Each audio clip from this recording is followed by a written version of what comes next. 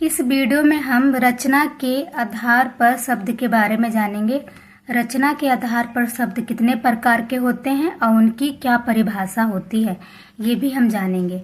तो शुरू करते हैं इस वीडियो को। रचना के आधार पर शब्द को 3 में बांटा गया है, या फिर हम कहें तो उनके 3 भेद होते हैं।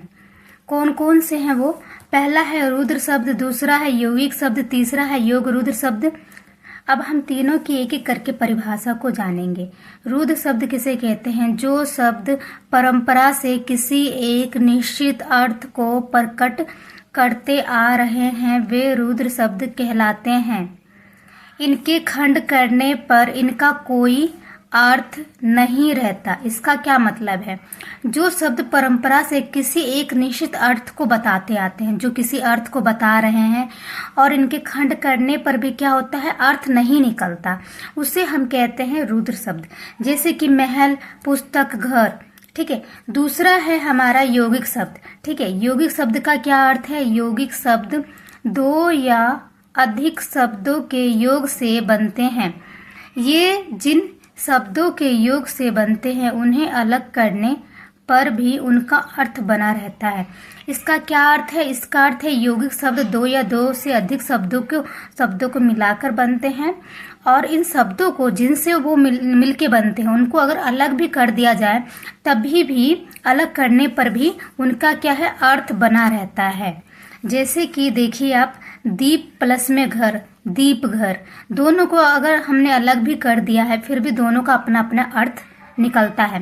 पुस्तक आल्य, पुस्तकालय। स्वर्ण महल, स्वर्ण महल।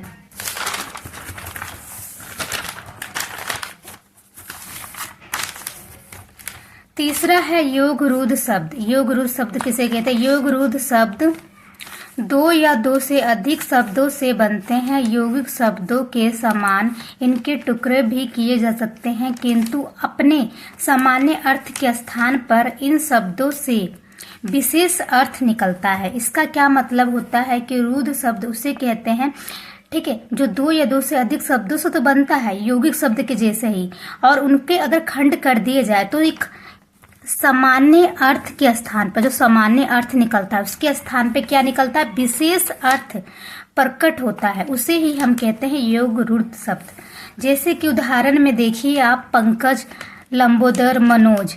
ठीक है। इनमें पंकज शब्द कमल के लिए प्रयोग किया गया है, पंकज। और लंबोदर शब्द जो है गणेश जी के लिए, और मनोज शब्द का प्रयोग कामदेव के लिए किया गया है। ठीक है। तो इसका यही मतलब है, जैसे पंकज है, लंबोदर है, मनोज है, तो इनका सामान्य अर्थ नहीं निकल रहा, विशेष अर्थ निकल रहा है। ठीक है। तो आई होप आप सभी को मेरा वीडियो पसंद आया हो।